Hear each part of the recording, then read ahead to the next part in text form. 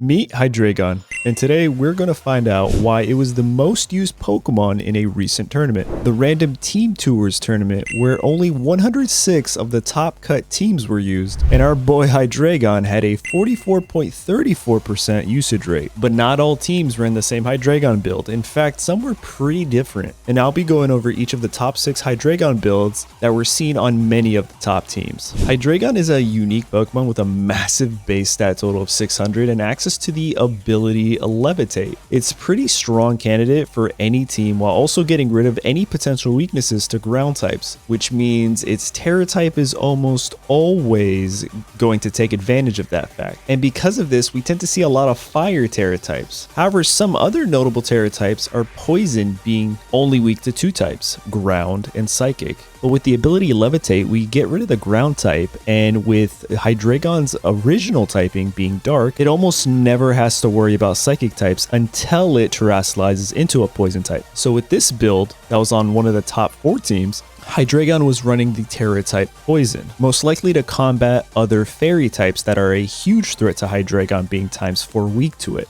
It was also running choice specs, so I'd imagine on first turn if your opponents have a Sylveon, that's where you kind of just want to pop off one of these Poison Terra Blasts and Oko it. However, it does have some other moves that are very notable here, like Snarl, which has a 100% chance to lower the foe's special attack by 1. And this is very good in terms of trying to push your opponents kind of into a corner and force them to switch out. It's very hard for your opponents to set up when you are continuously lowering their special attack, especially if they're special attackers, and then on top of that you have choice specs, which increases that damage. It also has 2 other moves, Dark Pulse and Draco Meteor, that just get advantage from the same type attack bonus as well as choice specs. So overall, this is a pretty well-rounded Hydreigon build that is becoming a little more common, but still not as common as the Fire Terra type. Another Terra type that we see a lot of is Steel Terra type, and on this build they're running a Life Orb.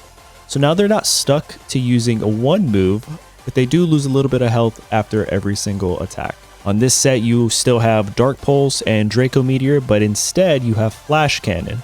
So you get to still combat, again, the ×4 weakness to fairy types. That's what the biggest threat, but we don't have the weakness to ground, being Steel and Levitate, but we do open ourselves up to still being weak to fighting types and fire types. But you could always kind of scope out to see what your opponents are going to run with Protect, so that's always a viable option, and that's kind of what this build was running on this Hydreigon. Also, real quick, almost all of them are going to be max speed and max special attack. This one has 4 invested in special defense, and the other one was in defense. So you're going to get a little bit of bulk here and there, but not really. The priority is almost always going to be special attack and speed, except for the last build. It did something a little bit different, but we'll talk about that in a second. And now let's talk about the 3rd Terra type that we saw. Only a handful of, I'll be honest, it was maybe like 2 or 3 out of the 106 teams, but it's an electric Terra type. Again, you have no weaknesses now because of Levitate. You are still holding Life Orb. And then with Terra Blast, I saw this as a great counter to Dondozo. Typically, this was run on 2 teams with Haze users, one being a Murkrow Haze user and the other one was a Gengar Haze user. So the thought process here was get rid of Dondozo's stat boost and then take him out in 1 to 2 turns with Terra Blast electric. On top of that, we have Earth Power, which is a great move. 10% chance to lower the target's special defense, which is very good for Hydreigon. We have Snarl again with the boost from Life Orb, and we're kind of pushing the opponent into a corner. Again, we're max special attack, max speed, but this time we have 4 in HP. So we kind of had it in every single place. Now we're going to talk about the Fire Terra type builds, the 3 Fire Terra type builds, but these are very interesting. The first one that I thought was very unique and kind of new here was the Scope Lens max critical hit set for Hydreigon. Now real quick, Hydreigon gets Heat Wave, so the Fire Terra type has kind of been really good in terms of dishing out more damage and taking out potential threats such as a Moongus, a Goldango with this Fire Terra type. It's really good. Now let's talk about Scope Lens real quick. Scope Lens increases the critical hit ratio by 1 stage. But Hydreigon also gets access to a move called Focus Energy, which increases it by 2, which means after using 1 Focus Energy, you're at 3. And in the current game, if you have a 3-stage critical hit ratio, you're hitting 100% critical hits, which means on top of that, you're hitting a Fire Terra type boosted Heat Wave that's going to critical hit and do extra damage.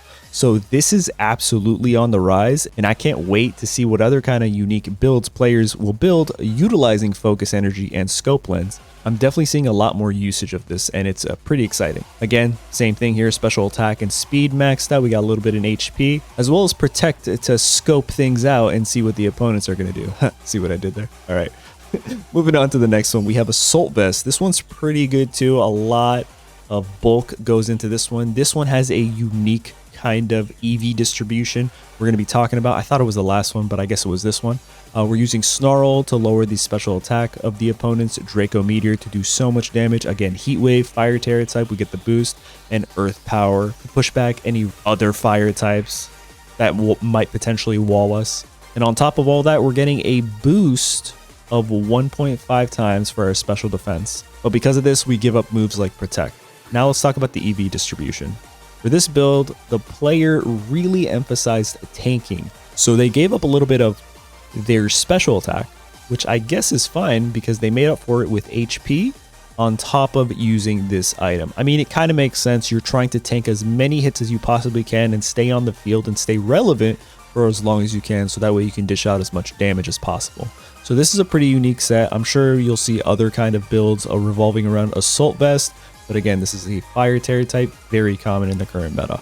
And now the last one, which also has a unique EV spread. So I was right, but it's running Safety Goggles, and I like this so much. Now, not only do you not have to worry about Rage Powder and Spore, but you can Nasty Plot right in front of an Amoonguss. You could Fire Terra type Heat Wave and destroy things. You can Dark Pulse, potentially flinch, and you could even Draco Meteor if you really need to. So this one, honestly, Safety Goggles is really unique on this one, and I think we're going to see a lot more Safety Goggles, as well as Scope Lens, for sure. This is this one has 188 in HP, and not in special defense.